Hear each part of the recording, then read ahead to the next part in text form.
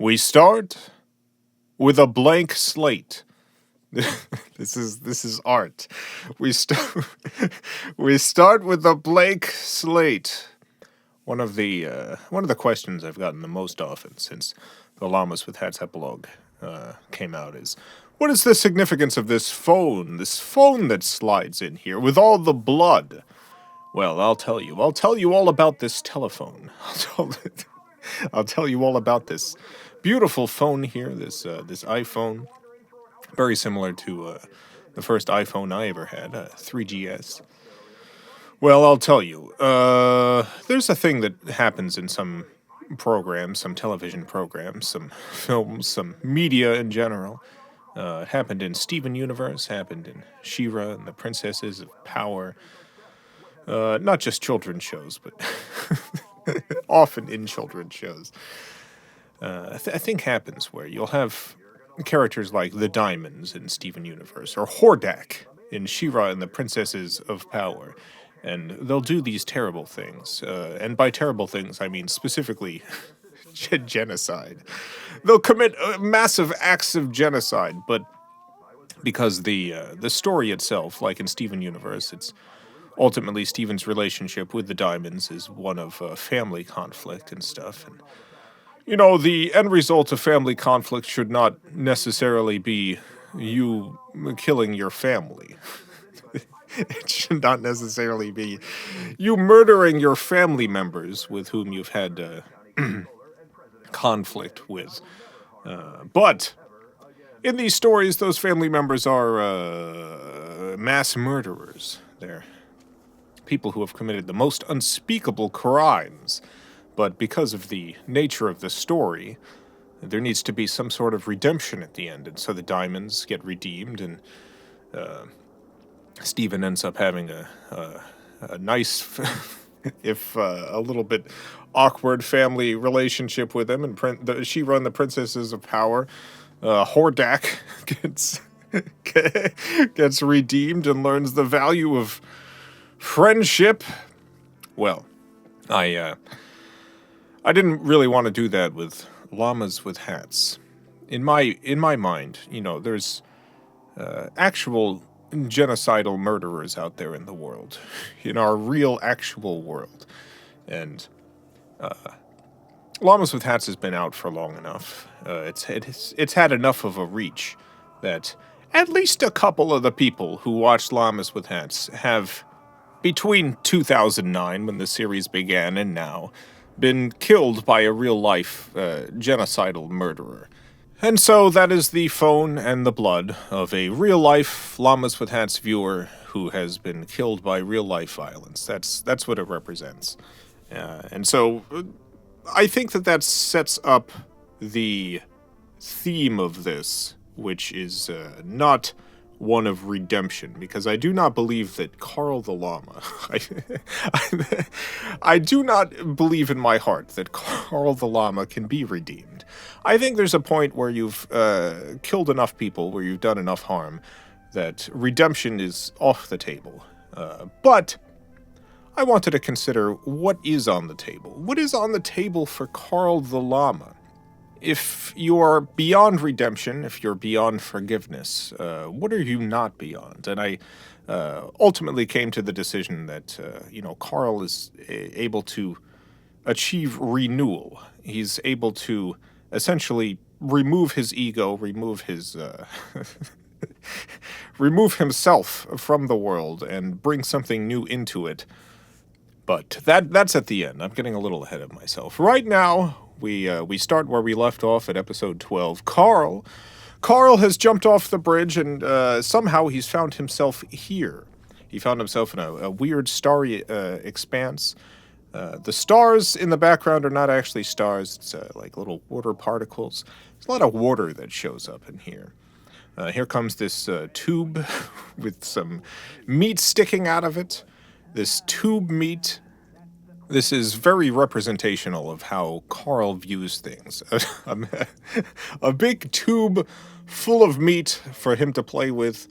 If you'll notice in the background, there's a bunch of portraits and stuff. And those are portraits of Paul, where the face has been obscured. You'll notice that there's no normal faces that he encounters in this. And this is largely because Carl views himself as a person, but does not respect the personhood of others, does not respect them in any way, including the personhood of Paul. And this is one of the lessons that he learns at the end. He learns to respect Paul as a person, and thus respect Paul's wishes. But right now, he's still in the position of being completely self-centered. He's only cares about himself. What is this realm? I've seen a lot of discussion as to where Carl is right now, what he's standing in, what is he doing, where is he, what is this place? I'm not going to give a definitive answer because I think that I have an idea in my head of exactly what's going on, but I like that people speculate, and I like that multiple explanations can work, but there is one that's actually correct. There's one that's correct that I'm not going to tell you. Here's Carl eating this delightful tube. You got some drippy stuff coming out of it. I like the way this tube looks. I really like the way the texturing turned out on this. It's a good tube.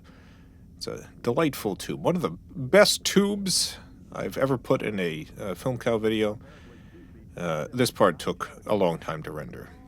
I tried multiple ways to rig up the Carl wiggly body stuff, and ultimately ended up going with one that just took a gargantuan amount of time to process. When I render this scene out on my computer, my computer just starts sounding like a jet engine. My mouse starts stuttering around the screen. It just goes bananas. But it looks nice. I like how Carl looks wobbling along, and this is the first shot that I envisioned when I was writing the script. This is I wrote this down in my notes when I was coming up with the epilogue. Carl gets stretched out and shot like a rubber band. This scene right here, I think, is the most important scene in terms of setting up Carl's eventual arc, because this is the scene that sets up that he actually does care about Paul, that behind all of his layers of irony and evil, he does genuinely care about Paul. The line that he has, I always thought of you as made of moonlight. I feel like when people communicate to people that they truly love in like a completely unguarded way, there's a little bit of awkwardness if you're not in that couple, if you're not in that grouping. If you're outside of it and you hear the conversation, like, there's a little bit of a kind of cringy feeling to unguarded affection. And I think that line communicates that, where you hear it and you're like, oh, immediately you understand Carl does actually care about Paul. Because none of the rest of the story makes sense if you don't believe that. And so this is an important scene. Very important scene. I also think it turned out nice. It turned out beautiful. The grass here is is something like, oh God, in the 2000s I made this custom pen in Photoshop with these little blades of grass that I drew. And I've been using that exact same custom pen in Photoshop for every cartoon I've done since then. So that's the world famous Film Cow grass. Here, Carl is talking with Shadow Paul. Once again, we do not see Paul's face here. Paul is still not fully personized in Carl's head. Is that a word, personized? Paul is not personized. Do you understand me? Add it to the dictionary, Webster. Add it, Miriam. Miriam, get over here. Get on the phone. I need you to call up Webster. Miriam, you must call up Webster. Oh, here's some technical behind the scenes real quick. One instance in which bad YouTube compression actually made a scene a little bit better. When the strands here start snapping apart, there's this little spark flash that happens. And the reason that happens is because YouTube compression, those sparks originally weren't there, but YouTube compression was such that it was hard to see the strands breaking at various resolutions and stuff, because the compression was just bad enough that a lot of the detail was lost. And so I was trying to figure out a way to make it more obvious what was happening. And I added the sparks, and I think it looks better because of it. So thank you, YouTube. This whole scene was really hard to get to work right with the YouTube algorithm.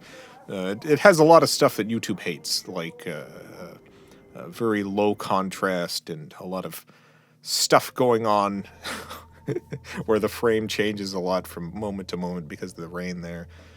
Here's this big hole. This is another shot that I envisioned in my head when I was writing the epilogue. One of the first shots that showed up to me, just this dark hole. This dark hole in the darkness. That's right, I pictured a dark hole. The hole was also in darkness.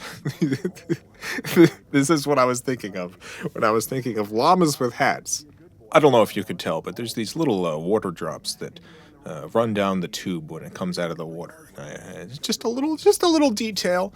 There's a lot of little details in this. I think it turned out beautifully. I look at this and I'm like, you know what? This looks pretty good. This is high quality stuff. Look at those water drips. Look at the drops. Do you understand me? Do you see the drops? Those are award-winning drops right there. Look, I have a lot of limitations in terms of my artistic abilities, but I've always been decent at compositing stuff, so I was able to really show off my compositing skills here. Of course, these days, I feel like there's tens of thousands of people doing videos online who are way better at it than me.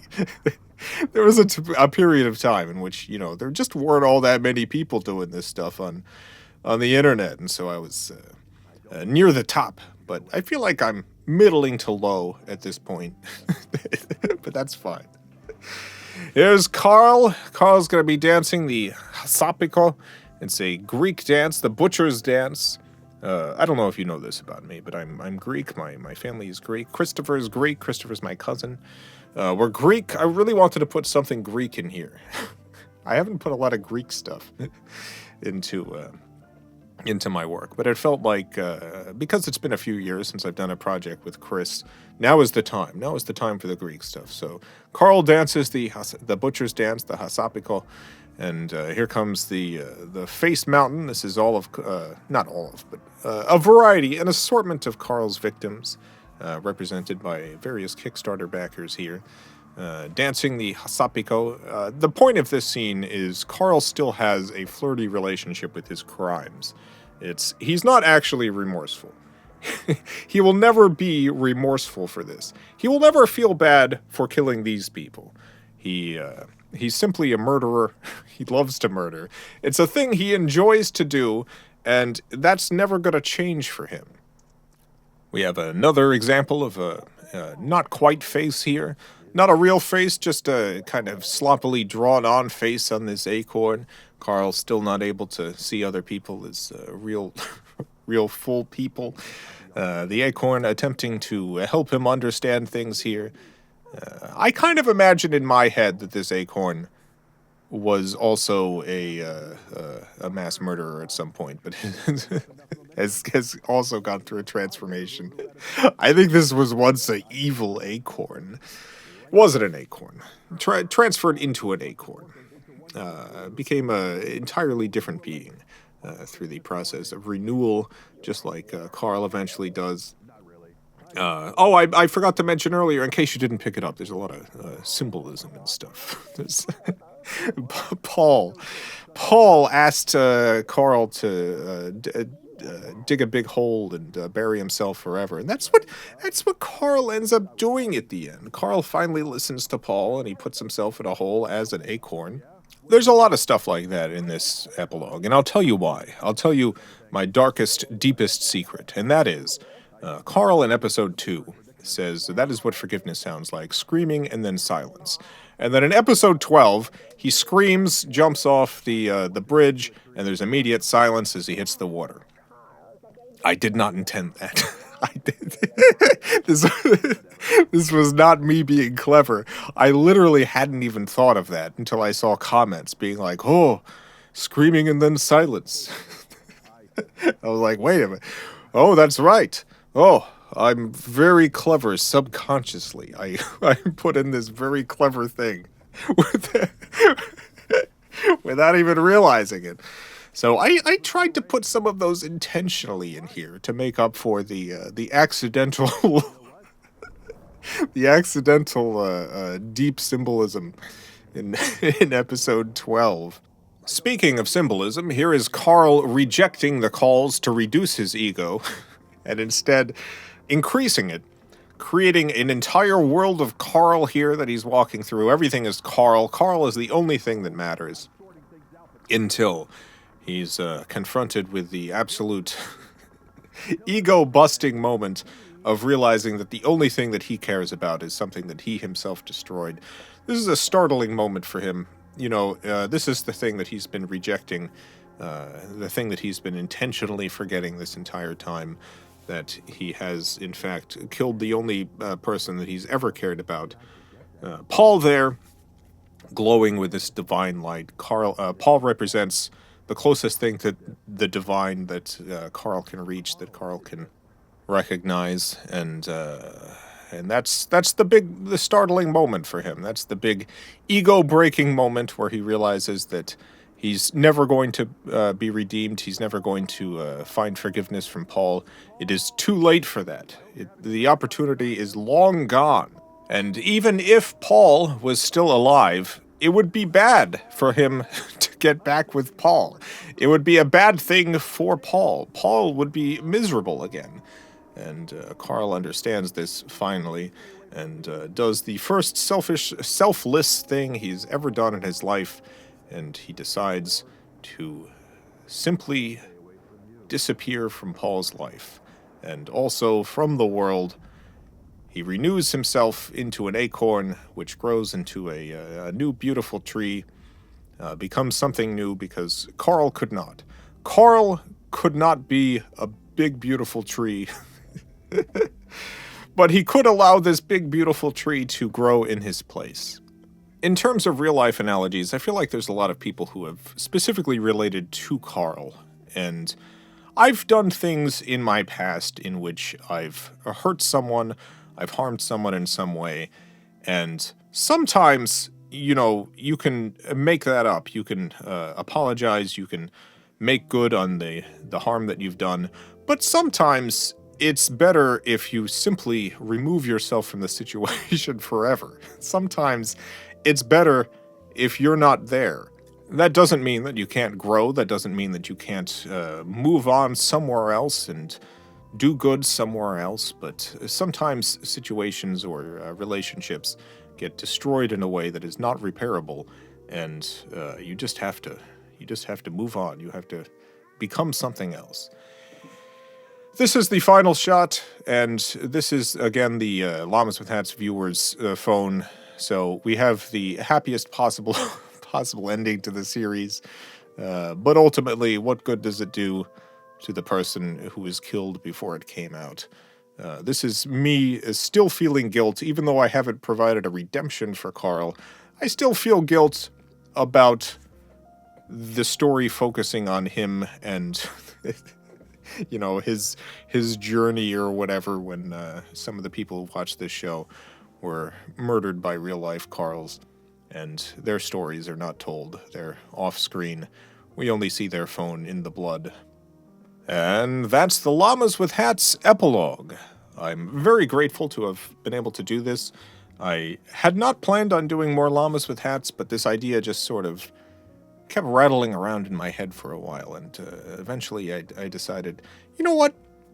Let's do it. I think giving up the idea that continuing a series requires me to do the same thing, giving up that idea and allowing myself to take the series in whatever creative direction that I feel like at the moment was very freeing, and it was nice to be able to do this surrealistic, brooding Llamas with Hats epilogue. I know it's a very different vibe from the previous episodes, but one thing that I think the Llamas with Hats series is, at this point, most known for is change.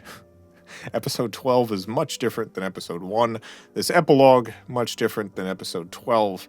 And if Llamas with Hats comes back again in the future, which, you know, I don't have any plans for that now, but I didn't have plans after episode 12. If it does come back again in the future, I imagine it'll be even more different still.